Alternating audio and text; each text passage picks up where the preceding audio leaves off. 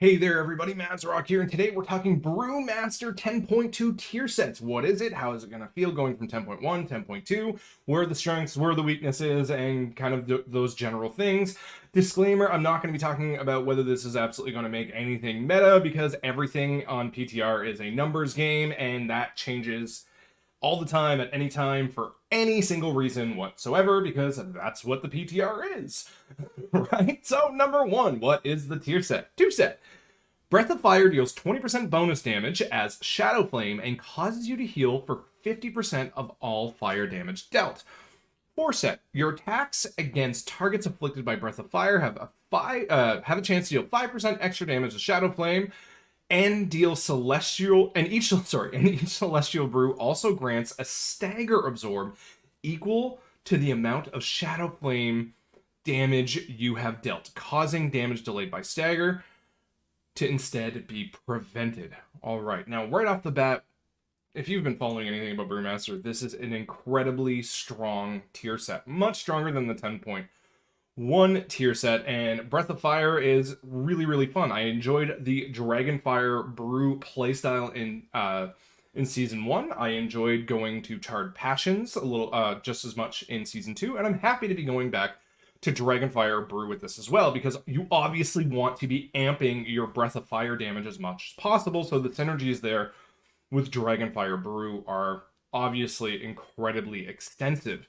And this is a tier set where the more mobs that are around, the more fire damage you're going to be dealing, the more things that are going to be affected by Breath of Fire. And Shadow Flame as well also counts as fire damage. So while you have your Breath of Fire damage, you have Shadow Flame damage, which also counts as fire, and Exploding Keg as well has a neat interaction with this as well because it's fire damage. So if you're a low health and you slap down an Exploding Keg, you are just going to get healed, and it's actually a good chunk of healing, which is really, really impressive. Now, are you going to use Exploding Keg defensively? No, you're going to be using it as part of your ramp to be able to, deal a little bit more damage and deal more damage. So there is that aspect to it, but the heal component to it is rather nice. Why not?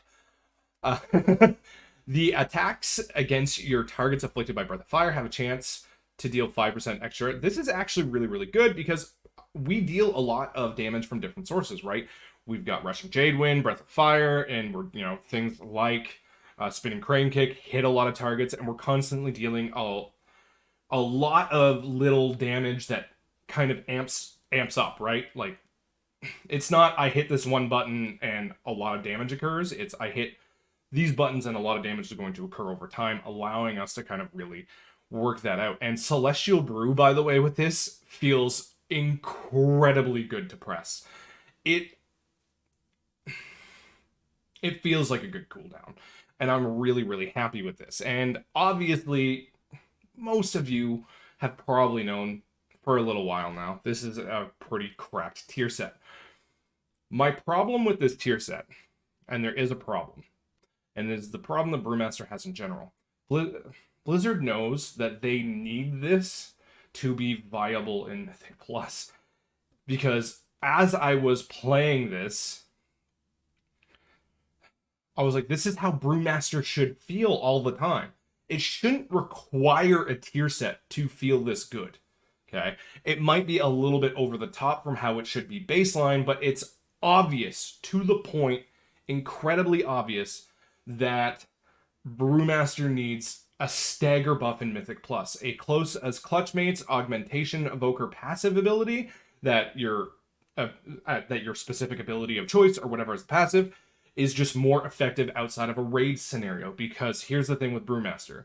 If stagger is insanely good in Mythic Plus, it's beyond godly broken in raid. And it's just how that's always going to work unless they add that sort of passive in. And I know if you watch any of my Brewmaster videos, I've already talked about this, and I am going to yell this on top of a mountain, because I really think that would be an incredibly strong change for Brew, which is a spec that I really love to play. The problem is now in Mythic Plus is this spec gets the most amount of love from just having an Augmentation Evoker in the party. Just the other day, I did 2 Brackenhide Hollows back to back. One without an augmentation and one without. And the one with the augmentation is literally, I felt immortal and I couldn't die, and I'm just literally cranking stupid amounts of damage, and all of my stagger felt good and everything felt good. And then you go into the one without, and I immediately have to put 100% more focus into my defensives, into living, into everything else, and that is too big of a number. That's too much of an impact. Now, you can say that that is an augmentation evoker problem. I say that's actually augmentation evoker highlighting what's wrong with Brewmaster. Now, this tier set in a vacuum is incredibly strong and really, really good, and is going to add a lot defensively for Brewmaster, which unarguably needs the defensive the most. Their damage is just fine. Brewmaster damage is not a problem in Mythic Plus. In fact, it's like the highest out of all the tanks. And when you get your ramp right with Press the Advantage, Exploding Keg, and you get all the pieces together, my god, it feels so good. The issue is the living scenario, which this deals with incredibly well. 100%, no questions asked. This tier set is going to be an absolute blast to play, and something that I am going to be striving to get as fast as possible on my Brewmaster, because this is the first really fun tier set that I think Brewmaster is going to have had this expansion in Dragonflight. This is going to be as fun as Keg of the Heavens was in Season 3-4 of Shadowlands.